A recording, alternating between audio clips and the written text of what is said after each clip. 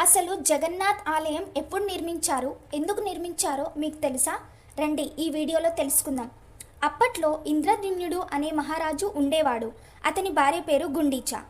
ఈ రాజు ఎంతో పరాక్రమంతుడు. ఈ భూమండలాన్ని మొత్తం జయించాడు. అయితే ఎంత జయించినా, ఎంత ఆస్తి ఉన్నా, ఎన్ని సుఖాలున్నా ఈయనకు మాత్రం తృప్తి లభించట్లేదు.